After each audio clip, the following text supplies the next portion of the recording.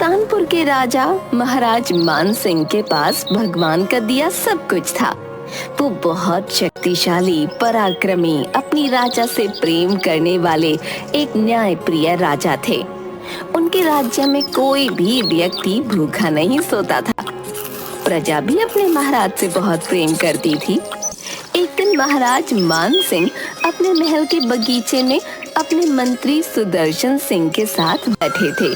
महाराज मान सिंह मंत्री सुदर्शन सिंह से कहते हैं, मंत्री जी, मैंने अपने जीवन काल में हमेशा सबके साथ न्याय किया, सबका ख्याल रखा, कभी किसी निर्दोष को सजा नहीं दी। मेरे राज्य में कभी कोई भूखा नहीं सोता। फिर भी न जाने क्यों भगवान ने मुझे और महारानी को औलाद सुख से वंचित रखा है। महाराज, आप अपना दिल छोटा मत कीजिए। ये तो ऊपर वाले की लीला है। जिस दिन उसने आपको औलाद सुख देने का सोचा होगा, उस दिन बिना किसी प्रार्थना के आपको दे देगा महाराज। पता नहीं वो शुभ दिन मेरे जीवन में कभी आएगा भी या नहीं। महाराज, अगर आपका आदेश हो तो मैं आपसे इस विषय में कुछ और भी कहना चाहता हूँ। हमारी आज्ञा है, बताइए आप क्या कहना चाहते हैं मंत्री जी। महाराज, मेरे एक रिश्तेदार है जो बहुत ही ज्ञानी है। अगर आपका आदेश हो तो क्या मैं एक बार उन्हें यहाँ बुला लूं? वो महारानी और आपकी पत्रिका देखकर जरूर कोई उपाय बता देंगे महाराज। जरूर मंत्री जी, अगर आपको लगता है कि ये करना हमारे लिए लाभप्रद होगा तो आप अवश्य उन्हें बुला लीजिए और उन्हें लेने के लिए आप महल से सवारी भेज दीजिए। नहीं महाराज, उसकी कोई जरूरत नहीं है। वे अपने आप आ जाएंगे। मैं कल ही संदेश भेज देता हूँ। ठीक है मंत्री जी। महाराज और महारानी के कोई पुत्र या पुत्री नहीं था। इस बात का दुख उन्हें हमेशा रहता था कि उनके बाद उनका वंश खत्म हो जाएगा। उन्होंने बहुत उपाय किए थे, पर फिर भी उन्हें औलाद के सुख की प्राप्ति नहीं हो रही थी। 2 दिनों के बाद मंत्री जी ने अपने जानने वाले पुरोहित को बुला लिया। पुरोहित महाराज और महारानी के साथ एक कक्ष में बैठे थे और दोनों की जन्म पत्रिका जांच रहे थे।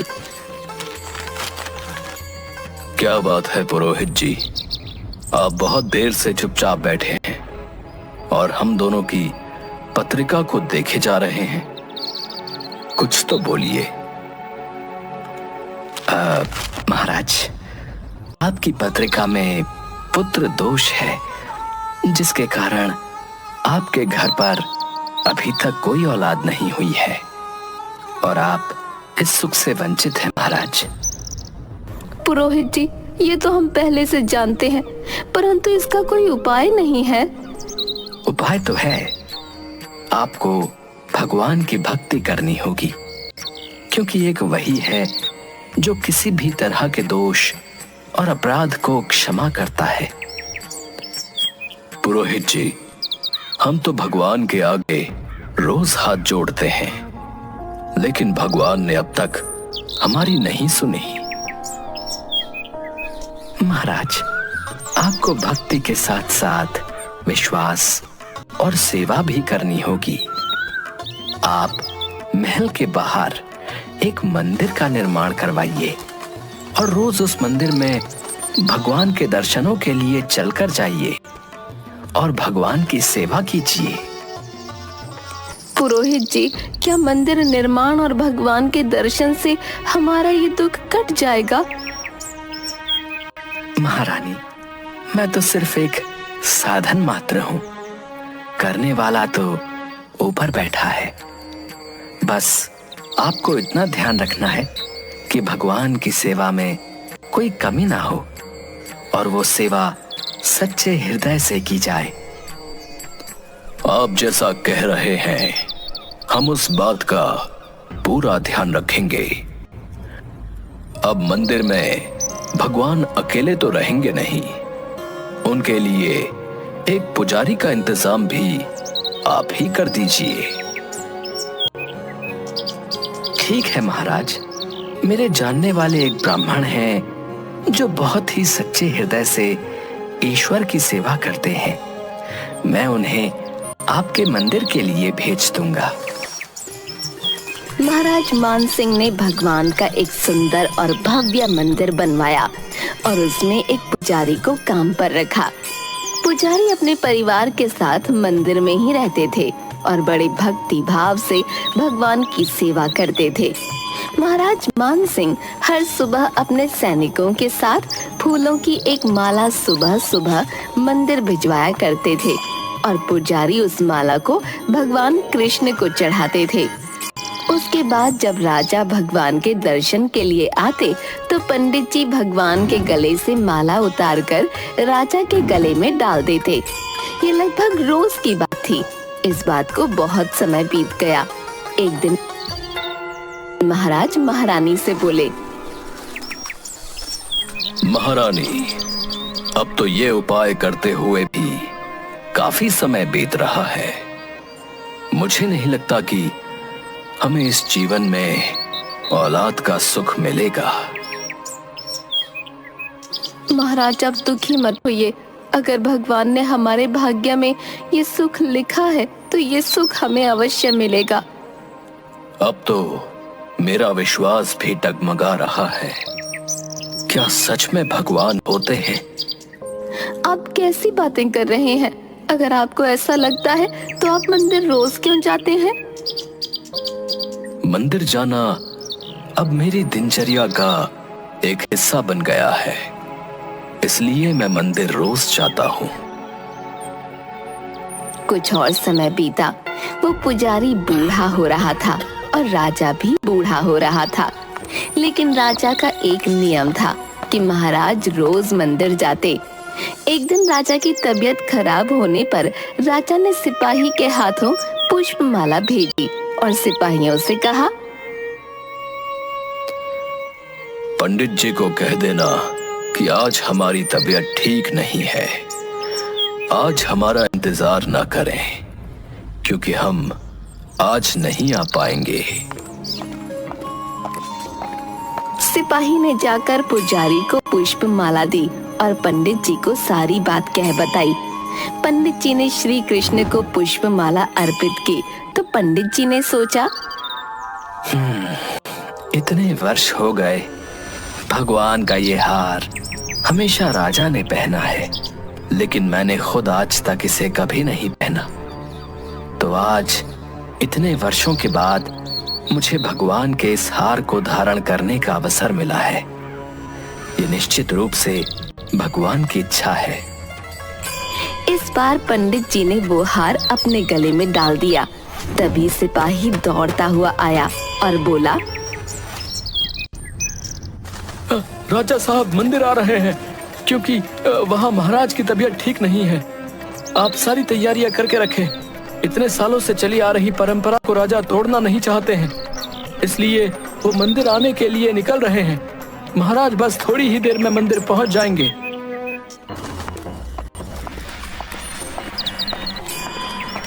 पंडित जी ने तुरंत गले से हार उतारकर भगवान को अर्पण कर दिया।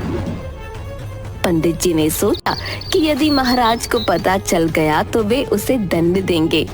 जब महाराज आए तो प्रतिदिन की भांति पंडित जी ने भगवान के गले से हार उतारकर महाराज को पहना दिया। लेकिन राजा की नजर माला पर पड़ी। माला पर सफेद बाल गिरे हुए थे और उन्होंने महसूस किया कि सफेद बाल पुजारी के हैं। महाराज ने पुजारी से पूछा, क्या तुमने ये माला पहनी थी? नहीं महाराज, मैं ऐसी गलती कैसे कर सकता हूँ? फिर इस माला पर सफेद बाल कहाँ से आए? पुजारी जी डर गए और डर के मारे कहा, महाराज, ये सफेद बाल श्री कृष्ण के हैं। हाँ, ये तो भगवान के ही हैं। तुम झूठ बोल रहे हो, हमें धोखा दे रहे हो। तुमने ये माला पहनी थी और अब अपने झूठ को छुपाने के लिए बाल कृष्ण के बाल सफेद हो गए कह रहे हो। महाराज, मैं सच कह रहा हूँ, ये सफेद बाल श्री कृष्ण के ही हैं। बाल श्री कृष्ण के बाल कब सफेद हुए? महाराज, कुछ वर्षों पहले ही बाल श्री कृष्ण के बाल सफेद हो गए थे। महाराज को पुजारी की बात पर तनिक भी विश्वास नहीं था। उन्होंने पुजारी से कहा, ठीक है, अगर तुम्हारी बात सत्य है तो मैं कल सुबह के समय बाल श्री कृष्ण के श्रृंगार के पहले आऊंगा और अपने आंखों से देखूंगा कि उनके बाल सफेद हुए हैं या नहीं। परंतु याद रखना, अगर बाल श्री कृष्ण के बाल काले हुए तो इस फरेब के लिए तुम्हें फांसी पर लटका दिया जाएगा। महाराज नाराज होकर चले गए और दूसरी तरफ पुजारी को अपनी मृत्यु दिखाई देने लगी। तभी पुजारी की धर्मपत्नी मंदिर में आई। क्या बात है पुजारी जी, आज आपके चेहरे का रंग क्यों उड़ा हुआ है? क्या बताऊं तुम्हें, आज मुझसे बहुत बड़ा पाप हो गया और मुझे उस पाप की सजा भी मिलने वाली है। कैसा पाप? आप क्या बात कर रहे हैं? मुझे साफ साफ बताइए।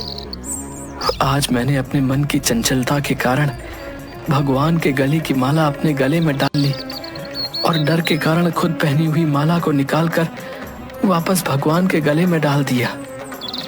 ये तो बड़ा अनर्थ हो गया। अनर्थ भी हो गया और मेरी सजा भी निश्चित हो गई। इस अपराध के लिए महाराज मुझे फांसी पर लटका देंगे। आपने ये बात महाराज को क्यों बताई? पुजारी ने फिर सारी बात अपनी पत्नी से कही। परंतु बाल कृष्णा के बाल तो काले हैं, फिर आपने ऐसा झूठ क्यों बोला? आप महाराज को सच बोल देते और माफी मांग लेते, वे अवश्य आपको माफ कर देते। हाँ, ये करना ज्यादा उचित था, परंतु मैंने महाराज के डर से उनसे झूठ कह दिया था कि बाल श्री कृष्ण के बाल सफेद हो गए हैं। अब कल सुबह जब महाराज आएंगे और बाल श्री कृष्ण के बाल काले देखेंगे तो मुझे फांसी पर लटका देंगे। क्या इस सजा से बचने का कोई उपाय नहीं है? मुझे तो कोई उपाय नहीं दिख रहा। अब मैं भगवान से जाने अनजाने में किए हुए अपराध के लिए क्षमा मांगूंगा और अपने अगले जन्म के लिए प्रार्थना करूंगा। तुम घर जाओ, आज मैं रात को यहीं मंदिर में रहूंगा, भगवान के चरणों में। मैं भी यहीं भगवान के चरणों में ही रहूंगी और उनसे प्रार्थना करूंगी कि आपके द्वारा की गई भूल की आपको माफी दे दें। दोनों पति पत्नी मंदिर में भगवान के आगे हाथ जोड़कर बैठ जाते हैं। पुजारी भगवान कृष्ण को प्रणाम करता है और उनसे बोलता है, भगवान मुझे क्षमा करें। मुझे लोभ हुआ और सोचा कि ये माला मैं भी पहन लूं। भगवान मुझे बचा लो, नहीं तो कल मैं निश्चित रूप से महाराज के हाथों मारा जाऊंगा। पुजारी पूरी रात भगवान से प्रार्थना करता रहा, रोता रहा। पुजारी जी, बाल श्री कृष्ण का मुकुट उतारिए, मैं उनके बाल देखना चाहता हूँ। जी महाराज, जैसा आपका आदेश। पुजारी ने घबराकर बाल श्री कृष्णा का मुकुट हटा दिया और मुकुट के हटते ही महाराज के होश उड़ गए, क्योंकि बाल श्री कृष्णा की मूर्ति के बाल सफेद थे। लेकिन महाराज को लगा कि पुजारी ने फिर से कोई चाल चली है और अपनी जान बचाने के लिए पुजारी ने बाल श्री कृष्णा की मूर्ति के बाल रंगे होंगे। मैं जानता हूँ आपने अपनी जान बचाने के लिए बाल श्री कृष्ण के बाल सफेद रंग में रंग दिए हैं। पुजारी डर और आश्चर्य से भरा होता है और हकलाता हुआ महाराज से कहता है, महाराज क्षमा करें, परंतु मैंने ऐसा कुछ भी नहीं किया है। महाराज अपने मन की दुविधा को दूर करने के लिए जांच के उद्देश्य से बाल श्री कृष्णा के सर से एक बाल खींचकर तोड़ देते हैं और जैसे ही महाराज बाल श्री कृष्णा के सर से भगवान का बाल उखाड़ते हैं, वैसे ही बाल श्री कृष्णा की मूर्ति के सर से खून निकलने लगता है। ये देखकर महाराज भगवान के चरणों में गिर जाते हैं और उनसे क्षमा मांगने लगते हैं। हे बाल श्री कृष्ण, मुझे माफ कर दीजिए, मुझे क्षमा कर दीजिए। मैं बहुत बड़ा पापी हूँ। मैं सही और गलत को भूलकर संदेह में इतना अंधा हो गया। भगवान, मुझे क्षमा करें, मैंने बहुत बड़ा पाप किया है। तभी मूर्ति से आवाज आई, राजन, आप मुझे केवल मूर्ति ही समझते हैं, इसलिए आज तक मैं केवल आपके लिए मूर्ति हूं। लेकिन इस पुजारी को मुझ में भगवान दिखा, तो मुझे उसकी जान बचाने के लिए अपने बाल सफेद करने पड़े और अपने भक्त की रक्षा करने के लिए आना पड़ा। भगवान, मुझे माफ कर दीजिए। आज मुझे समझ में आ गया कि भगवान की पूजा करना और भगवान में आस्था रखना दोनों बहुत अलग अलग बातें हैं। शायद इसलिए आज तक आपने मेरी प्रार्थना नहीं सुनी। राजन, मैं तो आस्था का भूखा हूं, भोग और प्रसाद का नहीं। जिसकी जैसी आस्था होती है उसको वैसा ही फल देना मेरा काम है। उसके बाद राजा को अपनी गलती पर पछतावा हुआ। अब मुझे क्षमा कर दीजिए। मैंने न सिर्फ आप पर बल्कि अपने परमात्मा पर भी विश्वास नहीं किया। महाराज, क्षमा प्रार्थी तो मैं हूं, क्योंकि लालच के कारण मैंने भगवान के गले की माला अपने गले में डाली और फिर डर के कारण उस माला को वापस भगवान के गले में डाल दिया। पुरोहित जी, आपने जो किया वो अपराध नहीं है, वो तो कुछ क्षण की माया थी। परंतु मैंने तो इतने साल जो किया वो लालच के कारण किया और अपने ही परमात्मा पर विश्वास नहीं किया। परंतु अब मैं जीवन के इस सत्य को जान चुका हूं, इसलिए आज से मैं स्वयं अपने हाथों से बाल श्री कृष्ण की सेवा करूंगा। लेकिन अब ये सेवा मैं औलाद की लालसा में नहीं करूंगा। ये सेवा मैं उन्हें अपनी औलाद मान कर करूंगा। उस दिन के बाद महाराज और महारानी ने भगवान का श्रृंगार सेवा सब अपने हाथों से करना शुरू कर दिया, उन्हें एक सजीव रूप में समझकर। और बहुत जल्द बाल श्री कृष्णा ने महाराज और महारानी के यहाँ एक बालक के रूप में जन्म लिया। महाराज महारानी से बोले, भगवान की लीला भी कैसी अनोखी है। जब हम औलाद की लालसा में पूजा पाठ दान धर्म करते थे, तब भगवान हमारी प्रार्थना नहीं सुन रहे थे। और आज जब हमने बाल श्री कृष्ण को ही अपनी औलाद मान लिया, तो उन्होंने हमें ये बालक दे दिया। महाराज तभी तो कहते हैं कि ऊपर वाले की लीला वही जानता है। महाराज ने उस बालक का नाम कृष्ण सेन रखा। कहा जाता है कि पत्थर में भी परमात्मा होते हैं। यदि आप ऐसा नहीं मानते हैं तो भले ही भगवान आपके सामने प्रकट हो जाएं, आप उनसे उनकी सच्चाई के बारे में पूछेंगे। यदि आप वास्तव में ईश्वर को देखना चाहते हैं तो आपको केवल महसूस करना है।